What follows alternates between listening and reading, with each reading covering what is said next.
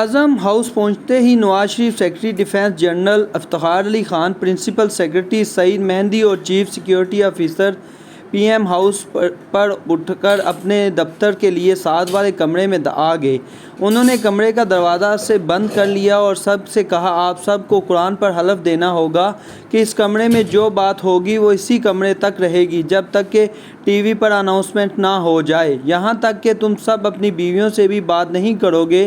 اس کمرے میں سعید مہندی وہ شخص تھے جنہیں پوری بات کا نہیں پتہ تھا۔ ان کے لیے وزیر اعظم نے دوبارہ وضاحت کی کہ ہم نے آرمی چیف جنرل مشرف کو ہٹانے اور جنرل ضیاء الدین بٹ کو آرمی چیف بنانے کا فیصلہ کر لیا ہے۔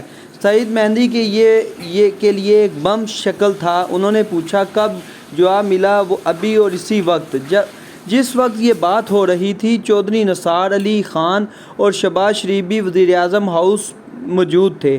سعید مہندی نے وزیر اعظم سے کہا، جو اس سے پہلے جنرل افتخار کہہ چکے تھے کہ سر چودھری نثار اور شہباز شریف یہی موجود ہیں، اگر آپ ان سے مشورہ کر لیں تو اچھا ہوگا۔ وزیر اعظم نے بھی وہی پہلے جواب دیا کہ مشورے کا وقت نہیں رہا۔ پھر وزیر اعظم نے آرڈر ٹائپ کروایا اور اپر کے لیے خود صدر رفیق تارڑ کے پاس چلے گئے۔ صدر رفیق تارڑ نے سین لکھا اور دستخط کر دیے۔ یہ دستخط شدہ کاپی اب وزیر اعظم کے ہاتھ میں تھی اور دوسری چیز جسے انہوں نے ٹی وی پر اناؤنسمنٹ کرنا تھا، یعنی تقریر، وزیر اعظم نے سیکرٹری ڈیفنس کو بلا لیا۔ ان سے کہا گیا کہ آرمی چیف کی تبدیلی کا فارمل نوٹیفیکیشن جاری کر دیا جائے کہ جنرل مشرف ریٹائر ہو چکے ہیں اور کارگل پر انکوائری شروع ہوگی اور lieutenant general Zia Uddin but کو ترقی دے کر 4 اسٹار جنرل اور آرمی چیف بنا دیا گیا ہے۔ اب باری تھی جنرل ضیاء الدین کو پاک فوج کا باقاعدہ چارج دینے کے لیے۔ وزیر اعظم ہاؤس بلانے کی military secretary brigadier Javed Iqbal نے جنرل ضیاء الدین فون کیا اور وزیر اعظم کو پیغام پہنچایا کہ وہ آپ کو یاد کر رہے ہیں۔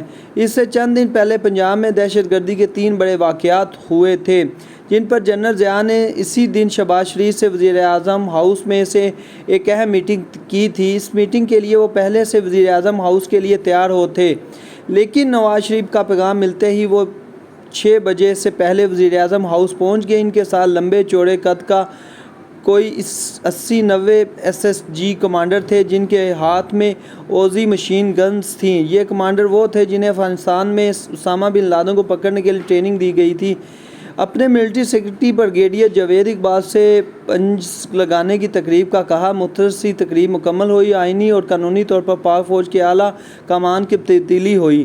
بظاہر اسی طرح ایک نارمل تبدیلی کا عمل تھا جس طرح کسی بھی اعلیٰ سطح پر سرکاری تبدیلیاں عام روز ہوتی رہتی تھیں، لیکن اتنا سادہ بھی نہیں تھا۔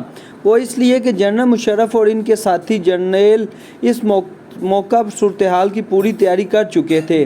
یہ سادہ اس لیے بھی نہیں تھا کہ نواز شریف کے اس دوسرے دور حکومت کے 2 سال کے دوران ایک صدر فاروق لغاری، ایک چیف جسٹس سید سجاد علی شاہ، ایک آرمی چیف اور 2 بحریے کے چیف کو نواز شریف سے اختلافات کی وجہ سے استعفیٰ دینا پڑے تھے۔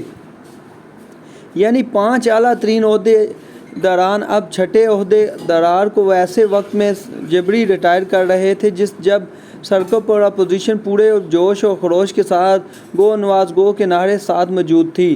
یہاں تک کہ میڈیا میں بھی کارٹون چھپ رہے تھے کہ جاؤ پیا جاؤ۔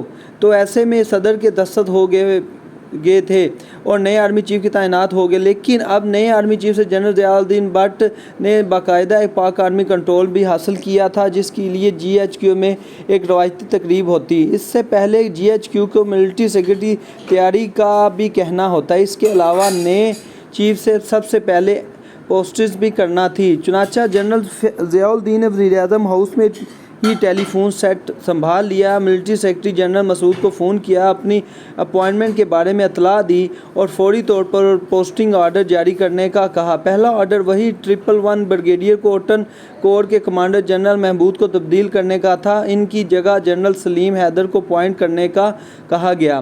دوسرا آرڈر کارگل کی اہم ترین کردار جنرل عزیز کی جگہ جنرل اکرم کو chief of general staff appoint کرنے کا تھا۔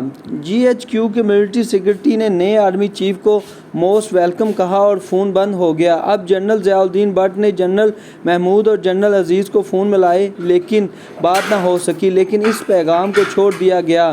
وزیر اعظم نے جنرل ضیاء کو ہدایت کی کہ جنرل پرویز مشرف کو جب سری لنکا سے کراچی کے ایئرپورٹ پر اترے تو وہ پورے پروٹوکول کے ساتھ کراچی ہی کے آرمی ہاؤس میں ٹھہرایا جائے۔ اب چونکہ جنرل مشرف کی فلائٹ کراچی میں اترنا تھی، اس کے لیے 5 کور کے کمانڈر جنرل مظفر عثمانی کو فون ملایا گیا۔ جو کور کمانڈر کراچی تھے وہ ویسے بھی جنرل مشرف کو ایئرپورٹ سے لانے کے لیے تیار ہو رہے تھے۔ جنرل ضیاء الدین نے انہیں اپنی ترقی کے بارے میں بتایا اور کہا کہ اب وہ آرمی چیف ہیں۔ جنرل مظفر عثمانی نے فون پر حکم سنا، لیکن اس حکم پر عمل کرنے کے لیے انہیں ایک اور 2 فون اور کرنا تھے اور یہ سننا تھا، اور وقت ہو چکا تھا تقریباً 5 ساڑھے 5 کے درمیان۔ اس وقت پی ٹی وی کے ایم ڈی یوسف بیگ مرزا تھے۔ چیئرمین پی ٹی وی نے انہیں پی ڈی پی وی یوسف بیگ مرزا کو ایک چٹ پہنچائی کہ chief of army staff general Musharraf کو ریٹائر کر دیا گیا ہے اور lieutenant general Zia Uddin but کو ترقی دے کر 4 اسٹار جنرل اور آرمی چیف تعینات کر دیا گیا ہے۔ یہ خبر ایئر کرنا تھی کہ اس وقت پی ٹی وی پر کشمیری خبر نامہ چل رہا تھا۔ اسے روکوا کر بریکنگ نیوز آن کر دی گئی۔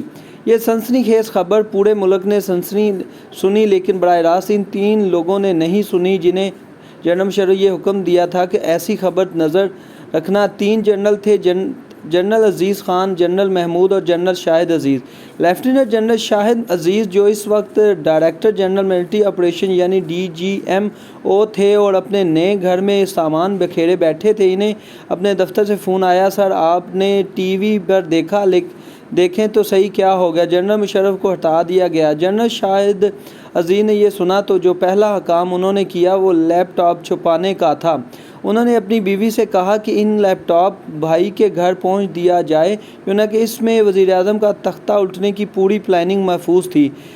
پھر وہ بکھرے سوٹ کیس پھیلانگتے ہوئے اپنے دفتر کی طرف جاگے۔ اب دوسری طرف دونوں جنرلز کہاں تھے؟ وہ دونوں یعنی جنرل عزیز خان اور جنرل محمود راولپنڈی میں گالف کھیل رہے تھے۔ وہاں انہیں کسی نے اطلاع دی کہ کمان تبدیل ہو چکی ہے تو وہ کھیل چھوڑ کر پلاننگ کے مطابق حرکت میں آ گئے۔ انہوں نے پہلا فون کیا جنرل مظفر عثمانی کو جو جنرل مشرف کو ریسکیو کرنے کے لیے ایئرپورٹ جا رہے تھے اور نئے army chief general Zia Uddin but کا ایک فون سن چکے تھے۔ اب آتے ہی پی ٹی وی کی طرف پی ٹی وی کے ایم ڈی یوسف بیگ مرزا ایک باخبر آن آئر کر چکے تھے اور دوسری بار کی تیاری کر رہے تھے کہ انہیں اطلاع ملی کہ ایک میجر درجن بھروں جوانوں کے ساتھ نیوز